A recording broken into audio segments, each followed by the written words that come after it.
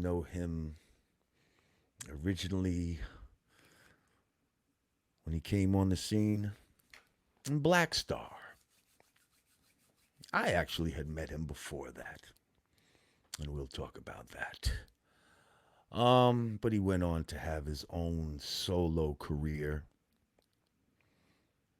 Um, he's made his own lane out of his cultural currency. And we're going to bring him on right about now. Ladies and gentlemen, with no further ado. And like I said, make sure y'all click those likes. Welcome to the Godcast. My brother, Talib Kweli. Peace to the God. Peace, peace, peace. How you, my brother? Good. How you feeling, Jamar? I'm great, bro. How you? Thank you for having me on your show. I appreciate it. Man, thank you for coming through, bro. No doubt. I want to start out real quick to let people know that I reached out to you because I like the moves that you're making recently, and you was like, "Come on the Godcast," and you and me have been talking about it for a couple of years now about us coming on and talking, and Absolutely. and this is a long time in the making. I know there's a lot of people who are gonna be mad at the fact that I'm sitting down with my brother, Lord Jamal.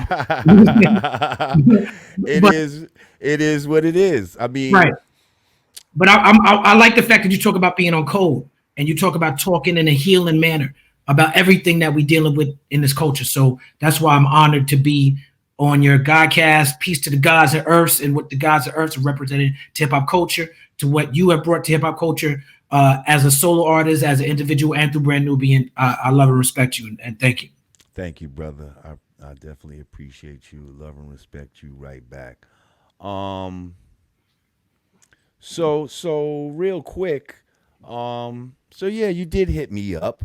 Mhm. Maybe you want to just share with the people why you hit me up, why you felt compelled to just give your brother a little shout out, what you might have saw going on, Right. and made you feel like, yo, you know what? Right on to the brother. Yes. Well, I mean, I've been doing this hip hop music for a long time. You spoke in the intro a little bit about how we met, and I don't know if you remember this, but I mean, I actually met you in Brooklyn in Sheepshead Bay at a club called Club Intensities when I Mm. was like 15, 16 years old. I had a little group when you and Sadat had just set out on the promotional for In God We Trust. Y'all was doing a little Oh, around the city. see, now you're cracking me in the head right there. Now you're cracking me in the head because Brisket I'm TV was the promoters of the party I'm thinking it was at the bookstore with with that press. Dead Press, Yeah, right? that was the second iteration. Ah, okay. But I had started establishing myself in the scene by the time you met me at the bookstore at Akiru Books. But Right. I say that to say that I've been doing this for a long time. And DJ Vlad is somebody I go back with years, when he was making them Tupac Biggie mixtapes before he started with in the new media space. And so he's somebody who I could say I wouldn't go on his show if I didn't respect what he did. Right. You understand what I'm saying? And Right. obviously I have respect for you, and obviously I have respect for my son and for Godfrey. So I see these people having this conversation in the public that I feel like needs to be had in the culture, and the way that in which the moves which you made, regardless of whose point is right or wrong, and I do believe that y'all have made some very valid points. Um, the fact that you use this opportunity to say, okay, well, we gonna really promote our own thing. You know what I'm saying? Like, regardless of how Godcast do, you know what I mean? Like, regardless of how that do, Vlad gonna be all right. You know what I'm saying? And I just like to see my brothers. I feel like it's like the free agency in the sports. You know what I'm saying? I like to see my brothers get together. Right. When you came on with Royce, I didn't watch the interview. I just seen the headlines. But you had a conversation with Royce. It's very important, and I appreciate that as well. Right. I mean, yeah, I feel like I always talk about frame of reference, and psychologically, we need certain frame of reference in order to be able to move. For people to have an example of how to move, and a lot of times, a frame of reference is always something negative. It's always something wrong. Like somebody does this, and I'm supposed to do that, and whatever that is, it's usually like wild out or do something emotionally damaging to everybody. Like instead of showing, um, examples of strength, examples of unity, solidarity, and this is an opportunity in time that we have right now, and it just so happens that Vlad was the one to help bring about that unity amongst us. You know what I mean? And it is what it is. You know what I mean? Like, it ain't like we hate dude, but at the same time, he helped us come together for one common cause, and Yeah. hey, that's what it is. Yeah. I mean, that's the way it's supposed to be, right? Like, the the the whole reason, you and Vlad and everybody who go with Vlad is a mutual relationship. It's like he getting some out of you, you getting some out of him. It Absolutely. depends on how you use that platform. And I think that people like yourself and Godfrey, and that's the reason I think y'all came together, have used that platform in the right, correct way. Right. Yeah. Right. And that's what made me like rock with him in a way, because I've seen other platforms that didn't have the equivalent of a me or a Godfrey or any of some of the more conscious interviews that he would have on there. You know what I mean? Yeah, he had a lot of fuck shit. You know what I Oh mean? yeah. But I've seen channels that's just all fuck shit. You know what I mean? Right. Like, or either it's all positive or it's all fuck shit. Like, you Right. know what I Right. mean? So he had a lot of fuck shit, but he did mix in the positive shit. And I just kind of felt like, as a white dude, he didn't have to do that. But he did. So whatever. I give him credit for that. But right now he's standing on the wrong side of what's going on. He's standing on the wrong side of history, and let the chips fall where they may. That's what he said. Like, Mhm. he said, let the chips. He's ready for whatever comes from this. So now the chips is flying all over the motherfucking room right now. So Right. that's what it is. Right. I mean, I think that I be on the phone with Vlad. We be on the phone talking and texting back and forth. I haven't spoken to him since this situation popped off. But I just think with this issue, I think the points that y'all raised, and I haven't really paid attention to the whole thing, but some of the points that I've seen on social media and through the clips that have been posted that y'all raised, the point that I agree with the most, I think, is just the hypocrisy of the thing. I think that like without getting too much into what Nick Cannon said or what Farrakhan said or whether you agree with it or not, like I think I do understand the point of, well, are you going to claim Jewish culture or not? You know what I'm saying? And I think that what opens that Vlad up to criticism is he doesn't claim. It seemed in this situation he claimed Jewish culture when it was convenient to. There you go. That's what I think is the most glaring issue with the situation. There you go. And I actually received a letter from like a Jewish guy from over there in Israel. And he said Vlad has no right to talk on Jewish issues if he's not married to a Jewish woman. Yeah, I mean that's that gets some other deep Zionist shit. Like, Yeah. And he went on to say, though, he saw nothing wrong with what Minister Farrakhan said, and he I did mean, think that Vlad should apologize, especially because Farrakhan is a religious leader. I mean Farrakhan is well known that Farrakhan has a volatile relationship with certain aspects, particularly right wing aspects of the Jewish community and the Zionist community, and the NOI and the ADL have been going at each other for years. Farrakhan, regardless how you feel about Farrakhan, one thing that can't be taken away from him is he is a master wordsmith. He's a brilliant man. He studied in history. He chooses his words carefully. So Yes. so when he says things that trigger people, I am of the belief that he's doing that on purpose. He knows exactly what he's saying and doing.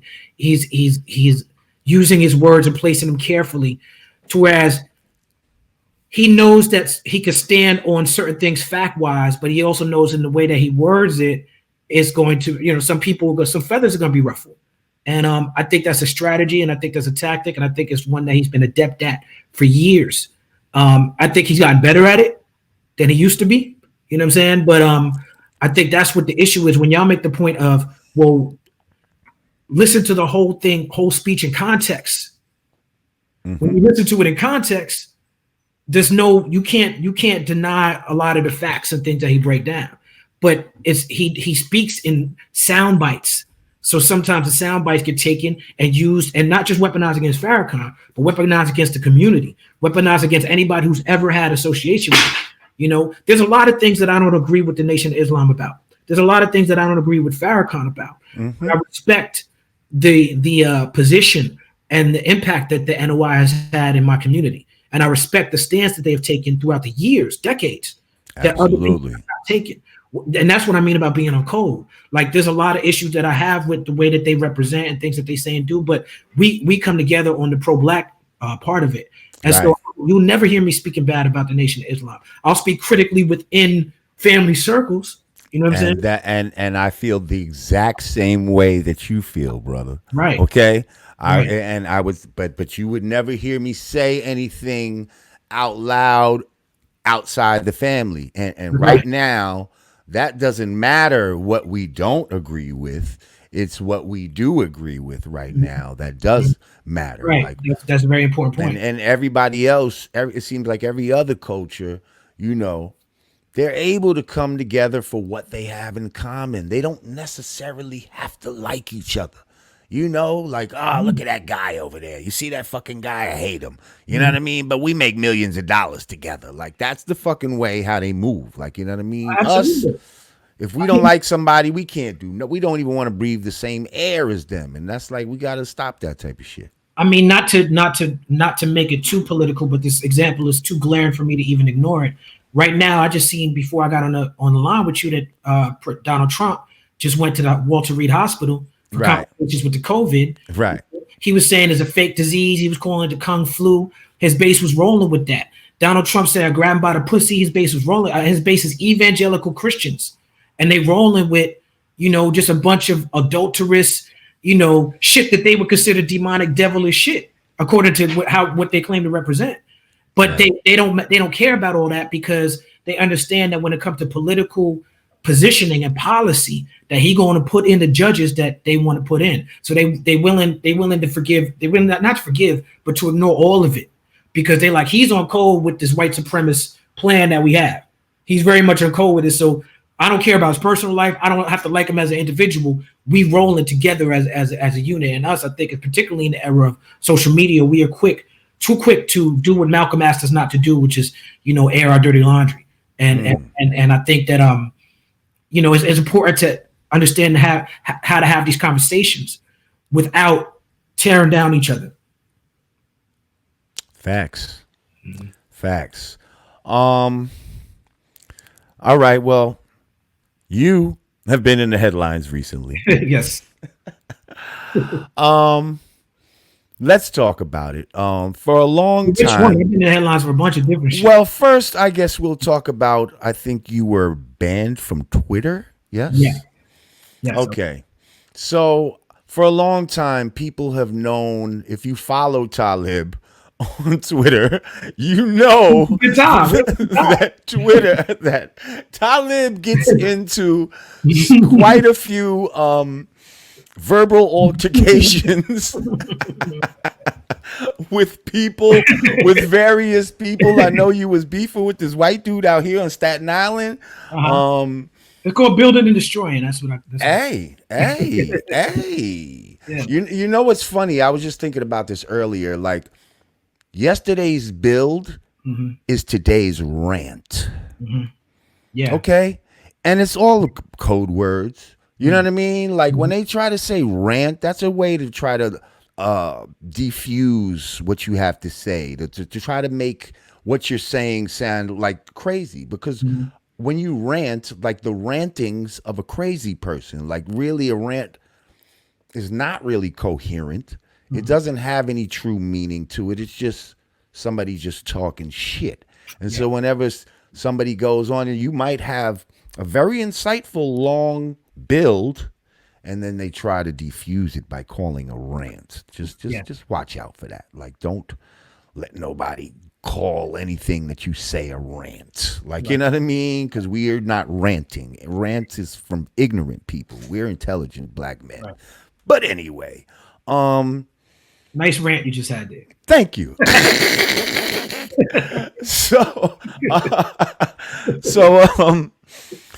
I don't know. You've recently, you and a young lady got into it, and GoFundMe was made, and now all kind of. Why don't you just take us through what the hell happened and why the hell Twitter felt like, you know what? No more Talib Right, Kweli. right, right, right. Talk to me. Well, like you said, I'm known to get into arguments and debates, and the young lady had somebody had posted something that said Snoop Dogg is the only rapper that's married to a black woman, and then somebody else had said, well, here's a list of rappers that are married to the black woman, and this young lady had an issue with the list because she said, well, most of those rappers' wives are light skinned, but that's a story for another day, or that's a conversation for another day.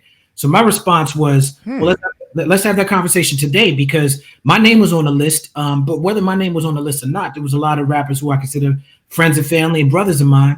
And now you're speaking on their wives. You're speaking on the wives and families, and people got children, and you are implying that these women are less than black, and you are implying that these rappers that you're speaking about are marrying these women just because they light skin. Now that might be the case, but you don't know these people personally, and you damn sure don't know me personally. And I saw my name on the list. And all black people come in all different shades. Are we now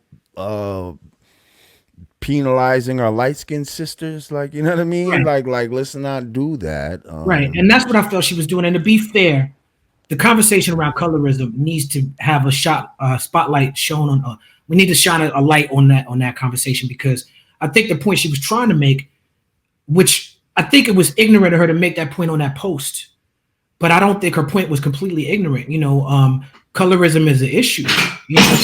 Oh shit! But you, was that mine? Do I own that? Okay. Yeah, I don't know what just happened over there. But dark skinned women in schools are suspended way more than light skinned women in schools are suspended. And me even doing research on the subject, I'm learning that black women go through colorism and experience issues with colorism a lot more than black men do. So I think that's an issue that as black men, we go through it. You know what I'm saying? Like we definitely go through it, but I don't think we go through it like the women do. And I think that black women are having a moment right now where their voices are being uplifted and heard. And I think this woman was using that moment to sort of have her voice heard about this issue. But I don't mind being criticized about my opinion on colorism. I don't mind people thinking I'm a misogynist and saying I don't agree with your political position because I can defend my shit. The problem I have with what she did was when she started attacking my ex-wife and she started harassing her on Twitter. And I just had a newborn son. And this woman made my congratulations. Thank you, brother. Thank you. This woman made my child's mother picture her header and started calling her a side chick and talking about that side baby and talking about my newborn and talking about my family. And then, you talked about the rapper I had an issue with. She started posting racist rappers songs about me, talking about you got bodied by a white boy. She started aligning with ADOS. And I know that you and me have talked about ADOS before, but she started reposting ADOS videos and you know how they came after me. So right. My issue with her was not the thing about colorism where the conversation started. It was the aligning with these white supremacists, going after the women in my family, going after my newborn. And then, you know how, because I argue on Twitter a lot with white supremacists, they make up stories about me. They make little blogs and shit. There's a story that they made up that said I rape and molest teenagers. And she reposted this story. Whoa. So this narrative developed that I'm harassing this woman because I'm responding to the things that she's saying about my family, to the fact that she's saying that I rape and molest children. Mm-hmm. Now, when you get to the GoFundMe, about a month into this, let me go back a little bit. I got suspended from Twitter because her supporters started doxing me. And for people who don't know what doxing is, that's when people post your private information online. So people posted my mother's business address, my personal home address, my phone number. There was a weekend where my phone rang 48 hours straight. Every 2 minutes, I'm getting death threats. I'm getting people threatening to pee on my children, to go to my mother's job, assault my mother. So I posted one of these threats on Twitter, but I neglected to cut off the phone number where the threat came from.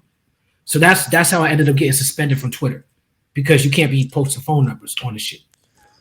Wait a minute. So they could post all your shit, but you can't post their shit, basically. That's right. And the people who posted my shit, if people reported them, they got suspended too. But obviously I'm a bigger fish than these people. So it becomes a news story when I get suspended.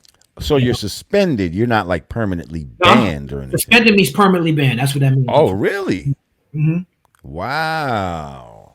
Yeah, I'm suspended from Twitter, and I was on Twitter for 10 years. Had a good run. Had fun, you know what I'm saying? Shout out to Hey, Twitter. You know what I'm saying? hey, we had good runs on MySpace too, but we Yeah, yeah, ended up shout living out and moving on, right? yeah, yeah. But that's the funniest part of the shit Right. because So she GoFundMe. claimed she was gonna launch a lawsuit against you, and this was to Well, before that, the GoFundMe said, "I need $20,000 to jumpstart my life." She said, "I need to pay my tuition. I need a new car. I need to pay for my dorm at school because Talib Kweli is harassing me." And so that shit looked so crazy that she changed it to, okay, I need 15,000 to sue Talib Kweli. I need legal help and legal support. And she said that she called the FBI on me. Remember, we staying on code. She was like, she called the FBI and that she has a restraining order against me. This is a woman I never met. I've never seen this woman in life. I don't know where this woman live. She said that she has a restraining order. She's calling the FBI, and she said that I was sexually violent to Jaguar Wright, and that I harassed the lady who started ADOS. And this is proof that I'm a bullier of women. And she need 15K, and she raised that 15K. She raised that wow. 15K like within the last month. The moment she raised the 15K, she took the GoFundMe down off her Twitter page, and now so ain't no lawsuit against me. So essentially, she just stole these people money, basically. Wow. So shout out to Maya Moody. I salute her hustle.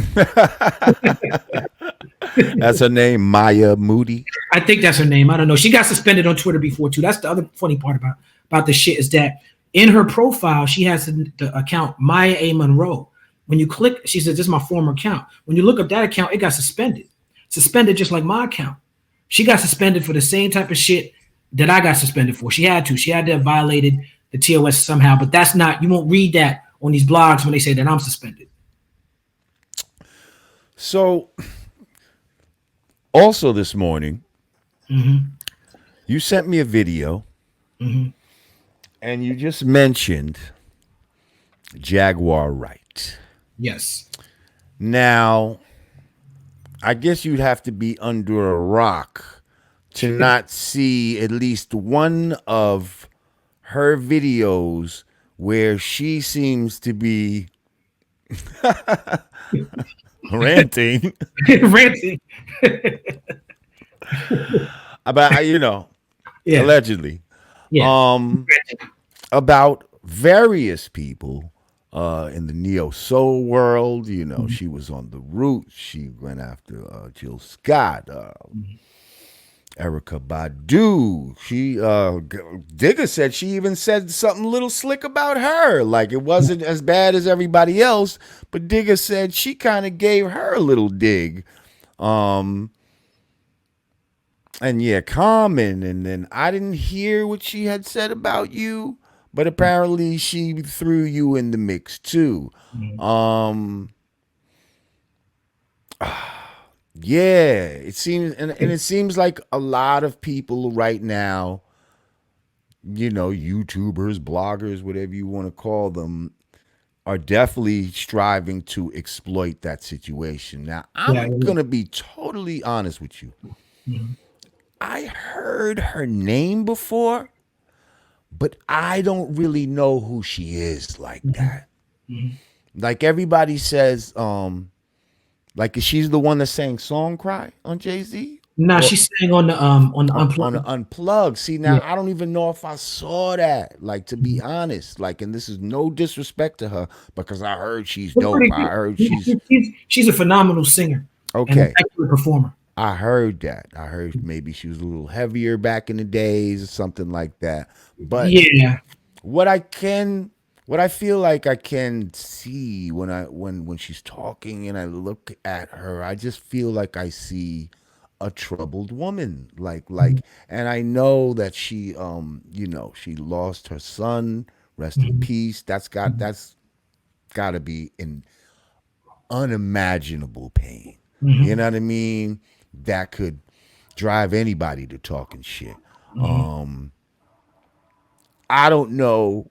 You know what I mean? I don't know the extent of what she's talking about, whether it's a lie, a truth. Mhm. But I don't think what I don't think should be happening is people trying to exploit this woman's pain right now and whatever she might be going through, Word is bond. whatever confusion that's going through in her mind, just so, they can get views. Because I ain't gonna front. I seen, some of her videos, It's an they got industry. numbers, like, It's you an know what I industry. mean? And I'm like, whoa. And some of these were sites that I was like, I don't know if they're getting views like this regularly. You understand what I'm saying? But she's so in the news cycle right now that, it's like low hanging fruit. Yeah, absolutely. I mean, I know Jaguar Wright intimately. You understand? I watched the video, yes. Yeah. I'd encourage everybody to go to my Instagram. That's what I posted. I'm gonna post it on my YouTube tomorrow, probably. Well, But you can give them the summary. yeah, I mean, I, Jaguar Wright is somebody who's a phenomenal talent, and the long and short of it is, in the year 2000, the OK Player Tour, she propositioned me. That would be the correct word for sex. And we had a little relationship, even though that she had a husband. She So was you capitulated. That's the yeah, word. yeah, You yeah. capitulated. She propositioned me, and then we capitulated. And you capitulated. Yes. All over. All over it. Okay. All in it. Okay. And Gotcha. I was a young man, brother. I was just Oh, come on. my first tour. It's like What? it's like my first tour. OK Player Tours, Bahamadia, Jazzy Van Nasty's, the Roots. Please don't think a nigga's gonna get in rap. I don't care if he's positive or what. Don't think you're gonna go on your first tour and Right. not knock nothing down. It's just not Right. gonna happen. Like, it's not happening. Jaguar was aggressive with the shit, but I'll be honest with you, brother. This woman was so aggressive with me that if I describe how she treated me in 2020, they'd be like, "Oh, she sexually harassed you." You see what I'm saying? That's real talk. And I ain't gonna make the blog. Ain't nobody gonna say Talib Kweli got sexually harassed by Jaguar. Even though you know what I'm saying? But as men, we are socialized to thinking that's some fly shit. You know what I'm saying? So for years, I'm like, I never had no beef with Jaguar. I never thought about this shit. It was just some shit that happened to me over a week in my life when I was in my early 20s. And she told her husband, and this nigga came out on the tour, and I thought it was about to be a problem. And he came at me like a G, and he was like, "I'm not here for no beef or no problem." But he knew what time it was. He was like, "She told me what happened. He was like, we don't gotta like each other. I'm in my marriage. I was with my back foot. You know what I'm saying? Like, So wait, he knew that his wife had slept with somebody on the tour. But he said, you know what? What's done is done.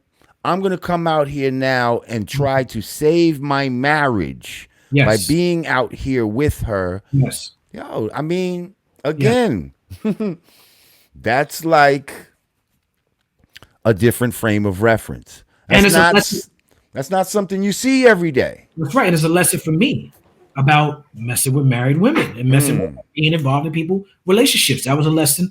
Thank God I learned early in my career. You know what I'm saying? Because that could have went left. That could have been an ugly situation. But we handled it like gentlemen. And this is the same man who, when you see Jaguar Wright yelling at that 18-year-old kid on Instagram, I didn't see that. Yeah, she got to go to her Instagram. She got more than one video of yelling at her kid. Come out and meet your stepfather. And the kid is like, Mom, chill. Like, she yelling. She trying to call the police. She on Instagram yelling at the police, yelling at the kid. That's Sam's son. You know what I'm saying? That's her husband's son. So I'm like, okay, this dude been dealing with this for a long time. In 2014, Jaguar kidnapped her own kid. She asked me for bail money. She emailed me, asked me for bail money. So I'm surprised that she coming out with all this stuff because what she did to me, I never said nothing negative about her. You know what I'm saying? So it's like, I understand that it's not about me.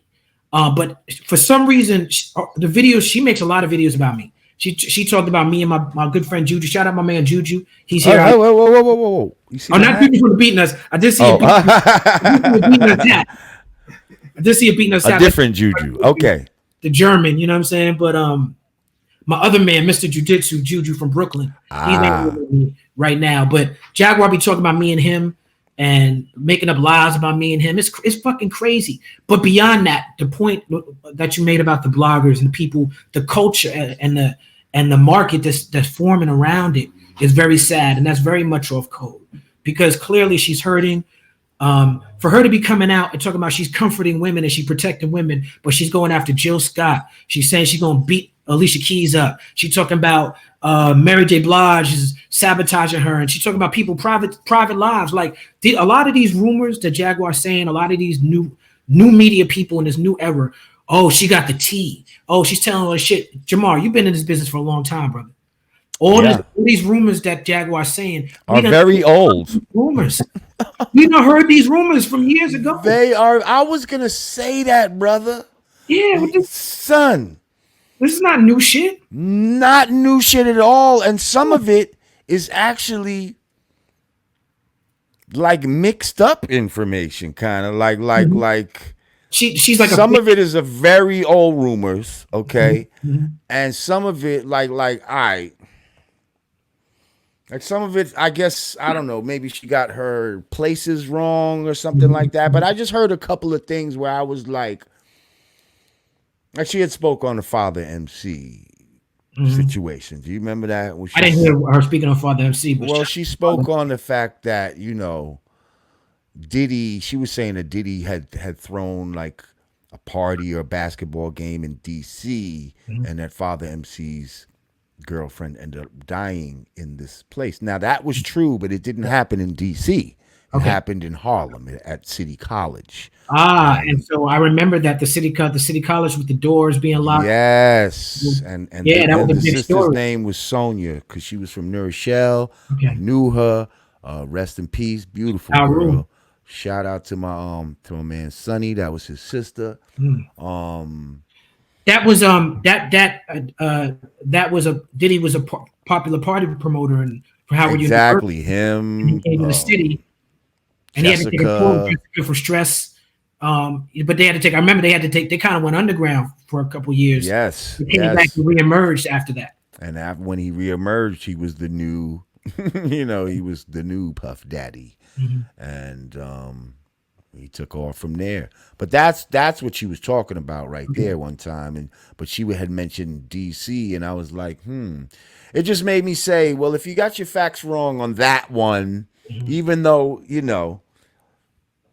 I mean, she was right, but she had the location wrong. You see what I'm saying? So it was just kind of like, you see what I'm saying? Here's what it is. When Donald Trump, in 2016, when he makes a campaign promise, when he says, Black people are so poor, Black people are living in so much poverty, what do you have to lose by voting for me? What he's doing is he's taking something that maybe could be a factual statement that you could prove, and he's using the facts to serve his own purpose. So just because someone is speaking facts and data and has the names and the locations right does not mean they're telling the truth.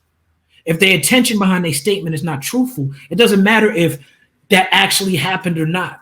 If in the way she's telling the story, she's telling it from a dishonest place. And so that's what people are getting confused. People are like, well, she was around. Jaguar's very talented.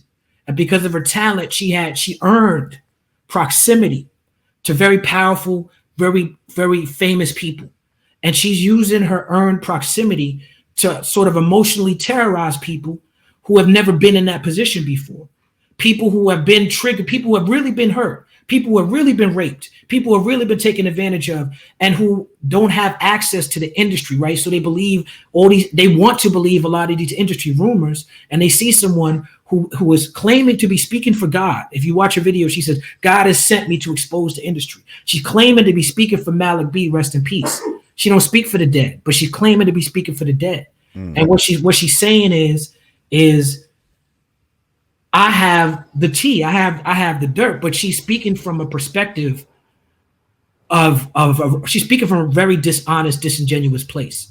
It's not from a place of healing. It's not from a place of being progressive. I mean, how are you going to talk about you comforted women? How are you going to talk about in the name of protecting Black women, and you out here trying to out people's sexual lives? You talking about people families. You talking about like who are you protecting? Who are you comforting?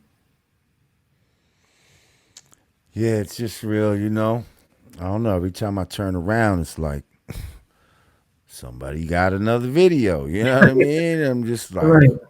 and just like that look in her eye, like, you know what I mean? Like, Mhm. I know that I've seen that look Mhm. before, like, you know Mhm. what I mean? And it's a lot of different emotions wrapped up in that look, and I just hope that she heals her heart, man. Yeah, yeah, me You know too. what I mean? Like, I hope she heals her heart because it feels like she's definitely hurting right now. I think I think maybe the death of Malik B only compounded what had already she was already still going through with her son and Yeah, any other things that just like you said. I heard you say that she might have been, you know, looking at other people, other singers, and saw their success. And sometimes we feel like, yo, that should have been me. Like, yeah, yeah, why? Well, how come I didn't? So it could be a lot of those things wrapped up in Run. Like I said, I don't know her. I don't, you know what I mean? I don't wish her no ill will or nothing like that. I hope she don't make a video and be like, "Oh no, you don't remember me? We met, motherfucker." yeah. Like, whoa, Well, whoa, you whoa, next, whoa. man. Like, You done talk too like, long. You next. She making he a said I video talked too tomorrow. long. You're like, but that motherfucker, I Right, heard about him. right. But You gonna be in the closet drinking, talking to Lord Jamal. that smokestack. But anyway, um, yeah, regardless, even if she was, I still, I wish her the best, and I just, Yeah, we gotta let shit go sometimes. You know what I yeah, mean? Like these crusades that we be on. Sometimes it's like, is it really worth you know, the pain that we're gonna go through? They said hmm, anger is like trying to throw a hot coal at someone. right, You know, you're right. only hurting yourself. That's right. Anger is yeah. All that is wasted emotions. It's not efficient. Man, what's how you feeling in hip hop right now? What are you fucking with right now? Um, I'm excited about a lot of music I've been hearing. I'm a like a real hip hop fan. Like I'm never disappointed in hip hop because there's always something that is new that I haven't discovered yet. Um, there's always a new chamber for me to go down that um, I'm not hip to. And even if it's not something new, it's some old. Right, And even if it's not hip hop, it's some other form of music. Like, you and me both come from a generation before the internet, before Shazam, before music was just at our fingertips in the air for free. We right, go really search for it. So I think anybody who complain about the state of music right now is like, what are you doing? Like, there's so many. Like you could go. You could go on Spotify right now and just go down a rabbit hole, just 70s funk or like reggae from the 60s or like hip hop from the 90s or you could just and I'm not here, shout out to Joe Budden, I'm not here to big up Spotify, but this just what I'm saying is it's just so many options that for right. people. But a lot of people don't even explore those options. They Yeah, just basically stick with what they know. You know yeah. what I mean? And go down the Patreon same. link. There's a Patreon link for the show, right? Yes. Are you enjoying Patreon? What's that? Are you enjoying Patreon? I don't think that I'm using it to its fullest potential. I actually saw that you have a Patreon campaign, your Mhm. cultural currency, Yeah. and we can get into that, talk about that right now. But I think actually the guy who was running my Patreon, my man Fact Checker Rage, passed away. Re- Oh, condolences. Rest in peace, Fact Checker Rage. Mm. So I have to like get in there and like really, I need some help. But yeah, setting up the tiers and all of that type of stuff, or whatever the case may be, I definitely need to do all of that type of stuff. But I do have some patrons that just are patrons just on the strength without Mhm. even me hooking it up all crazy like a motherfucker should. But Yeah. tell us, I see that you got your shit with different levels and all of that. You sending out music, new singles. So tell us about that. Yeah, Patreon is just one more avenue. I have a lot of different projects coming out. I can tell you about the other projects later, but as far as the Patreon, um, I really enjoyed my experience there. I enjoyed the fan engagement there. Essentially, I am releasing an album there sort of in real time. The album is called Cultural Currency. So I release one song a month. That's on the second tier. Second tier is you get to hear one song a month from this Cultural Currency album I'm working on. The first tier is called Quality Creations, and that's just music I'm working on the side that might not be on the album. So essentially, every month, if you're on certain amount of tiers, you're getting 2 songs. And then in addition to that, there's also merch. In addition to that, there's a TV show called Vibrate Higher TV that I produce every month. This month's version, I'm out here in Yellow Springs, Ohio, with Dave Chappelle. Shout out to Donnell Rollins, Michelle Wolf, and Mo Amer, and everybody who out here. This month's Vibrate Higher TV is based around a karaoke night that we had with Donnell Rollins. So I posted a little clip of that on my IG. But I'm just trying to be creative and just trying to be engaged with the fans as much as possible. That's what's up. That's what's up. So yeah, I encourage everybody to join my Patreon and start a Patreon and be in the Patreon community and support Lord Jamal's Patreon, because what I like about it is, we just had this talk about this whole Twitter thing I had. The reason why people feel like they could be so disrespectful is because they get it for free. We're giving them access to us for free on Twitter, Instagram, and Facebook, and all that. When you come to the Patreon community, you paying to get in the community. So the engagement is a lot more respectful, and it's a lot more about the art and the culture and everything. Now, I will say people hate me so much that I have people who have paid to try to come and troll me on my Patreon, which is hilarious because they've given me $5 or $10 to come and say mean things to me. And at this point, I'll take that money. Why not? Exactly. If you're strong. People in the chat keep asking about Immortal Technique. What's up with Immortal Technique? Why are they asking about Immortal? I don't know. Immortal Technique is my good brother. He is somebody who I've learned a lot from. He's somebody I have an immense amount of respect for. We toured on a tour, People's Champion Tour. That brother is the real deal. He's built schools in Afghanistan. You know what I'm saying? Maybe people ask, I had a beef with Diabolic. It's a white rapper who used to be in. I'm seeing that in the chat too. They said something about Diabolic. Yeah, Diabolic is a white rapper he's a white supremacist. He used to roll with Immortal Technique, but a few years back he started being on some trolling shit, rolling with the Proud Boys. The Proud Boys been in the news this week, but Diabolic was rolling on some Proud Boys shit. Heather Heyer was the woman in the Charlottesville riot that got ran down in a car by James Fields, who was a Nazi. Right. Nazi. The Nazi line of propaganda was that she died of a heart attack because she was a big woman. And so they was like trying to fat shame her, saying, oh no, she didn't die because she got run over and hit by that car. She died of a heart attack. Diabolic is the type of motherfucker to be like, she died of a heart attack. Like he's a Trump supporter, he's a white supremacist. And there's an overlap with people who are involved in hip hop. Alex Jones, we all know Alex Jones is a racist and a white supremacist, but he started out his career as a 9/11 truther.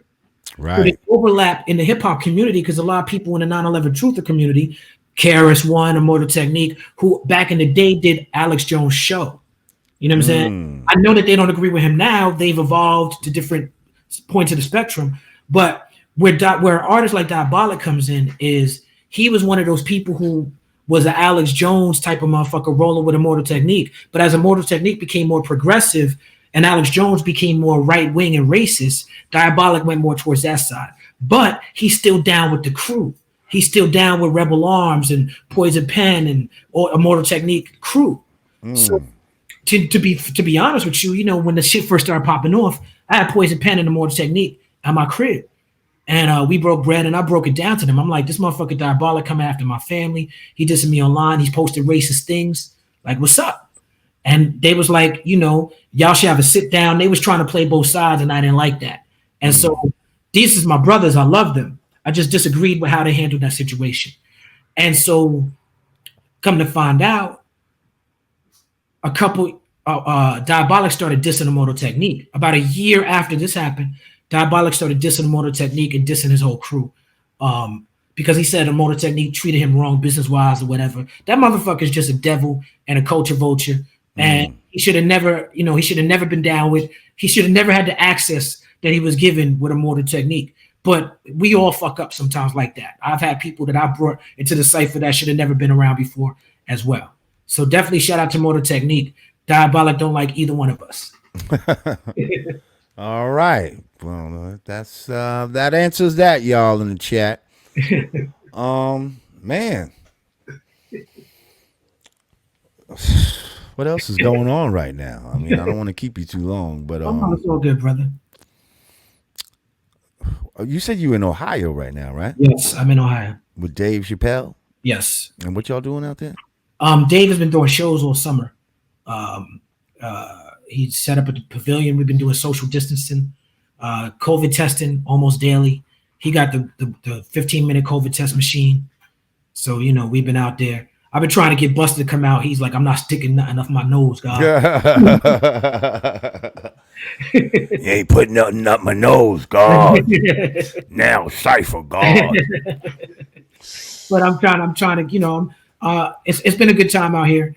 I've been enjoying my time out here. And that's friends and family. Okay. Absolutely. You look like you're dressed like a little LA-ish or something right now. You know what I mean? You don't look like Ohio right now. My man King Solomon is in the back. This is his mom's. He's from Nigeria. This is his mom's clothing that he gave me. Because I was like, yo, I need some. I'm in Ohio, right? So I came. Like, I did not tell you can Peace. So wait, I didn't tell you to get on camera. Peace. He's like, you done came on camera now. You might as well. Yeah. Chappelle, okay. Summer camp. We've been getting COVID tested and all that. Okay. But his people's is from Nigeria, and I got. That's the only place I've been to in Africa was Nigeria. Nigeria, yeah, I've been to Nigeria. It's a beautiful place. But what happened? I'm gonna tell you what happened. I'm out here in the middle of Ohio, and the only place I've been able to shop early in the lockdown was like Marshalls and Target and shit. I said, yo, I need some African clothes, brother. Like your mother's from Nigeria. I know you got some shit in the closet. So he brought me some shit. But tomorrow is my birthday. And happy born. Thank you. And so Libra. Yes, Libra season is in full. Yes. So, I got people's from, shout out to Jessica Kim Moore. She drove here from Detroit. My man, Seth Bird, some of my people from New York drove in. So, we gonna go figure it out tonight. So I put on my shirt tonight. All right. Well, shit. We might have a segment out for you tomorrow for your born day, man. No doubt. Yeah, you know what I mean? Yeah. Well, shit, man. I appreciate you coming by, man, and chopping it up with me for a minute. Now, I want to make sure that you come on my show on People's Problem. I was just gonna say that when I got a lot of my ass out to LA. I definitely want to sit down. But matter of fact, but look, I'm doing it. Talk about your show for a second. I'm doing it in New York next week. So say no more. Yeah. Say no more. Then we definitely doing it. Yeah. I definitely just want to say I love your fucking show. I love, you know what I mean? I love when people are talking, y'all have the close up and then like y'all will post the words too. Yeah. You know what I mean? Like I just think that's super dope. Like making people read simultaneously as they're like hearing something, and it seems like you guys are like highlighting the important stuff when you do that. You know what I mean? Whatever is the important thing to be highlighted about what they say. It's dope. Yeah, shout out to the Uprocks crew. It's a hardworking crew. You and me come from the same era. I grew up watching Gil Noble on ABC, Like It Is. And so he spoke about the culture. You know what I'm saying? He would have John Henry Clark on and Dr. Ben on, you know what I'm saying, on ABC, and putting those people in the space. So the whole point of People's Party for me is to bring the culture into the real culture into the more mainstream space. And shout out to Reggie Osei, Combat Jack, because absolutely, rest in peace, Combat Jack. That's who I try to model what I do after. Absolutely, I definitely try to take a little bit of, you know what I mean, just the best, and try to, you know what I mean, infuse it, even down to someone like a Johnny Carson. Okay, because he was the master of the talk, or even a Larry King. Oh yeah, absolutely. Yeah, I read the Larry King book before. Best Larry King episode I had Eric Andre on People's Party. Go watch that episode. But Eric Andre's interview with Larry King, we talked about on my show because I watch interviews. Now that I'm in the space, I'm watching interviews for a living. Right. That Eric Andre Larry King interview is amazing. Check that out. I will. I will. Yeah. Well, people can't. Obviously, they can't hit you on Twitter, but they can't hit you. They can send me But they can't hit you on IG, they right? can go to my website and send me fan mail. And get like, Okay, so yo, first of all, follow him on Patreon. yes, That's his IG right there. Talib Kweli on Right. IG. Patreon is the new Twitter. What'd you say? I said Patreon is the new Twitter. And Patreon is the new Twitter. There we That's go. what it is. Got to pay to My- play. Y'all lost y'all free privileges to holler at me. Now you got to pay. Now you got to pay to argue with the man. Right. Okay? So you had a free argue space and you fucked that up. Fucked it up. And now you got to pay to argue. Oh well, it is what it is. It's the new normal, right? That's right. That's right.